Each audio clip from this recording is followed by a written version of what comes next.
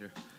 Obviously, when you fought in Salt Lake and all these fights, there was always an Australia card coming up, and we would ask you like, do you want to get on that Australia card? It never seemed overly important to you to fight in Australia because you did that before you got to the UFC. So when they called you to, fight on a pay-per-view in Sydney, were you hesitant at all, or were you just like, yeah, I'll fight at home again?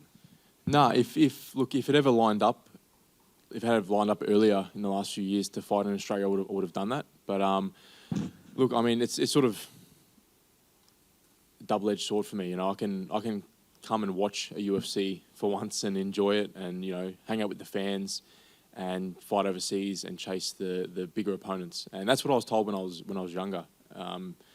Many years ago, when I first got into the UFC, Sean Shelby said, "Look, you've had a few fights in Australia now. If you want to chase these bigger name guys, they're not gonna come to you. You have to go to them." So I kind of took that advice, and yeah, that's when I started heading overseas for the last 5 years, trying to. And, I've fought a couple of big name guys and gotten to the point where one of us are going to get to the top 15. Obviously, I've dropped the ball a few times on that, but I mean, I got into the UFC when I was 19, so it's just one big learning curve, trying to learn on the job. And now I'm 30, I feel like now's the time to start pushing and climbing the ranks. And it is good to be back in Australia, to be honest. So. Does it feel weird that we've basically seen you grow up on such a massive stage?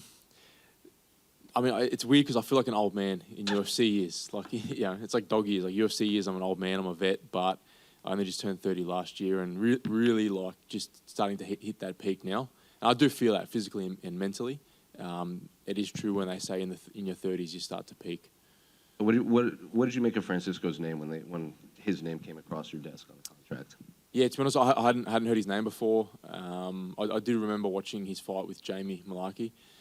Yeah, I mean, we just it's one of those fights. I haven't really. I won my last fight. I was hoping to get a higher ranked opponent, but the opportunity came up to fight early in the year, and I do want to have an active year. So I said, we'll get this fight in, and we don't look past anyone. If you're in the UFC, you're tough. That's it. End of story. So we're going to this fight like it's any other opponent, and yeah, just hoping to kickstart the year off and just have an active year in the next 12 months. Three, maybe 4 fights, hopefully. We saw some videos of you training with some Dagestani and Chechnyan wrestlers. What was that experience like? It was good. Yeah, I think they saw me in the jiu-jitsu class, and they're like, oh, we think this guy can wrestle. So they invited me to a Russian-only class, and yeah, they were pretty happy, and it reinforced to me like I can hang with these guys in the wrestling. So it was good. They were lovely guys. I was trying to see if I could get an invite to go to Dagestan or Russia, but not yet. But one day maybe. And I have to, unrelated to this fight, but on your Instagram you post a lot of, like this is your pre-workouts, usually like fruit and salt and honey. But there's a video where you just ripped into a banana without peeling it, like peeling everything. So what's the deal? Why? Yeah, the banana was a bit of a piss take. But no, yeah. It started, I ate a mango. Like, that's how I eat mango like as an apple. I just eat through the skin. I enjoy it. And cliche, but the nutrients are in the skin, to be honest. But yeah, it started from there. People it blew their minds that I was eating the skin of a mango. And to be honest, I post training content. It gets good response, gets good likes. And I put up a video of me eating a mango skin, and it almost went viral borderline. And I was just like, I don't understand Instagram. I don't understand what people's interests are, but I'm going to run with it. So I just started eating every kind of fruit with the skin on, and it's just sort of caught on. Now people send me videos of them eating fruit with the skin on. See what you've done. It's insane. Yeah, I've started a whole movement. Just last one for me. How's Jake Breaks been? Jake's Breaks. Yeah, it's good. Obviously, I go a little bit quieter coming into a fight, but I love it. I found a natural love for the trading card hobby, and we've turned it into a business. But it's still a hobby, to be honest. We just have good fun with our group of guys at Break. We reinvest the money into good stock, and we don't keep the cards. They're not our cards. They're the guys that buy in, but we just enjoy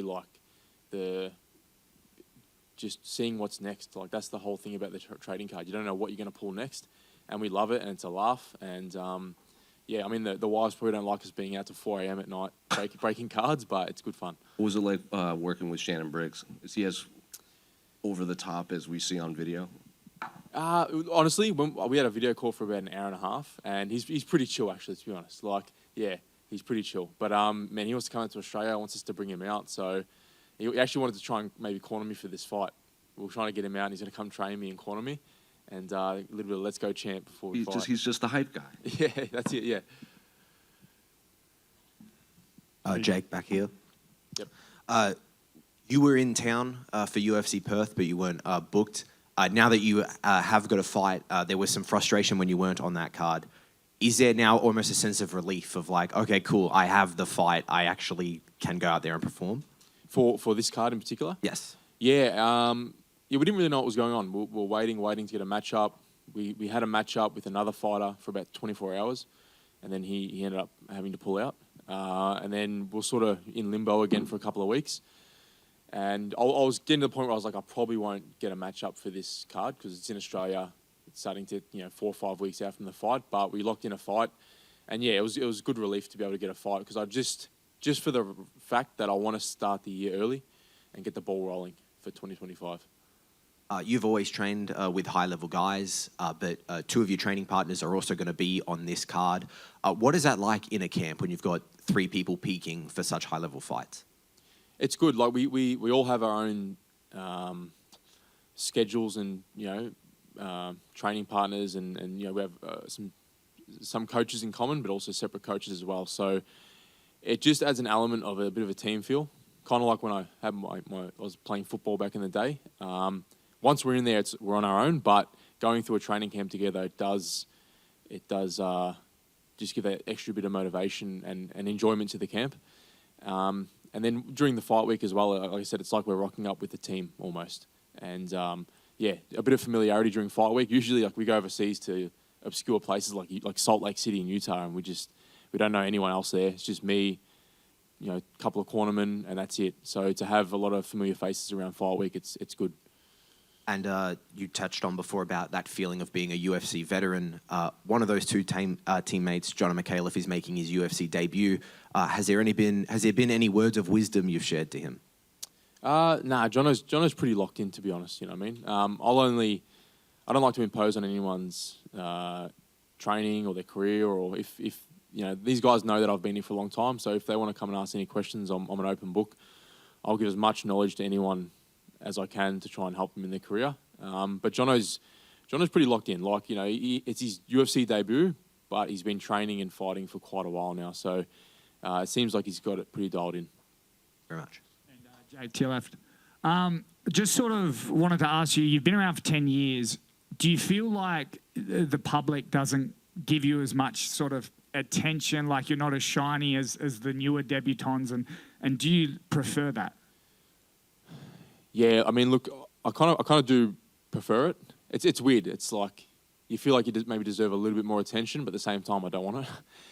Sometimes I look at these champs and I'm like, man, would I ever want to have the belt? Just the amount of like attention and media that these guys have to do. I can imagine it'd be quite tiring. You'd have to really love it. Like I know, like Sean Strickland, for example. I actually think he loves the media and doing all the collaborations. For me, I like to have quiet fight weeks and quiet fight camps. But back to your question, it's kind of on me. You know what I mean? Like there's fights where I could have performed better. There's times where I could have been more active or done, like I just said, done better in fights in general to get that attention. So it's been a roller coaster. I've been in for a long time, and when these new guys come in, they're the flavour of the month. I'm the vet who's been here for a long time. So when these new guys come in and they go on their, couple of fight win streak, I know they're going to be the centre of attention, and I'm fine with that. I'm fine with that, to be honest. I just like to cruise under the radar, do my thing, get paid, put food on the table, and I just have one goal, and that's to show people my potential, and with that should come wins and rankings and everything else. And I just wanted to touch base on: could you have really made the AFL with those Aussie rules skills you had as a kid? Yeah, 100%. I was 100% getting drafted, and I still have people today that are not happy that I pulled the pin on footy, but I think I definitely made the right decision. I was playing representative level footy, did a little stint in the TAC, and yeah, I don't know what team I would have played for. I would like to think Hawthorn. Don't hold it against me, but yeah, I definitely could have made AFL. That's right. Dark Side of the Cage recently came out with a documentary on Diego Sanchez, and I think you'd fought him. I think it was UFC 253, right? The fight week, like, did you ever have any experiences? Because we've seen the documentary, and it's really sad to see how it turned out with Diego Sanchez and obviously Joshua Fabia. Like, have you seen the documentary, and do you have any stories from that fight week of just like weird experiences? Because I think it was that week where the guy kind of crashed out on everybody during that fight week, right? Yeah, the fight week, like, we were up at the pool and stuff, both teams together, and we just said hello to each other. It seemed all good. I got a message from Diego after the fight, and he goes, "Oh, thanks for the fight." He goes, "Look, I didn't want to fight you because we actually trained together back in Albuquerque." So I think that's what he was getting at. He was saying like, like I knew you when you were a kid. I didn't want to fight you, but the UFC kind of said like you have to fight Jake. So that was a little bit odd. Yeah, instant bad buzz around that Fabio guy. Didn't like him from the first time I met him, and then obviously we've seen why now. And Diego's good though. Diego still stays in touch, and I've had a couple of close decision losses recently, and like he's trying to call me on Instagram, and he's like, "You won that fight, man. I've got to tell you something, a secret." And I'm like, I don't really want to like entertain that. I'm like, "You're acting a bit weird, bro." So I'll just leave it. But yeah, honestly, like when I fought Diego afterwards, like leading into the fight, it was exciting because this is a guy. Like I was in the lounge room and I was like 11 years old watching him win Ultimate Fighter, and to fight him was very exciting. But then after the fight, I kind of felt a bit sad, to be honest, for him. Like I didn't I kind of busted him up a little bit in the fight, and then just to see what happened afterwards, it was a bit it sort of it hurt, because he's an idol for mine for a long time. G'day, Jake. You touched on feeling like an old man in the UFC, being 10 years now, but you're still young. It's a weird mix. Have you kind of spent some time thinking what does come after the UFC? Because 10 years is a long time, and I'm sure that's crossed your mind. Yeah, look, I've got things like going on the side, lots of things like card breaking and a bunch of other things as well. But I haven't even considered like when I'd be retiring, because even though I say I feel like an old man in the UFC, been in there for this June will be 11 years. The passion and the motivation and the love for the sport is still just the same as when I was 19. So as long as the body lets me and as long as the UFC want me, I'll be here fighting. I don't want to be like an old 40-year-old that's getting bashed every fight. Like I'll probably pull the pin before then. I think these guys should finish on a good note and leave a good legacy. So that's my goal. But I still feel as much love for the sport as I ever have.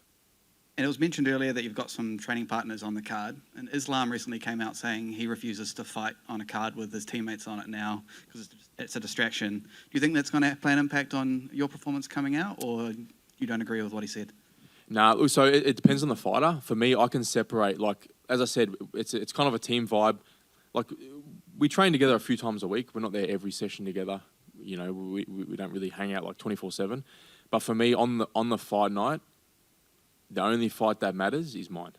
So, like, whether a teammate loses before the fight or whatever happens, it doesn't throw me off. It means nothing. Like, it seems a bit selfish, but you kind of do have to be selfish. But it's a cold laser focus where, unless it was like my own brother in there losing before me, that would probably throw me off. But in terms of the teammates, it's just, I'll look at the screen. Oh, they lost. Okay, I'm up next. Let's go. And you have to have that. You can't, And he's right. If it did affect me, I would probably rather not fight on a card with my teammates.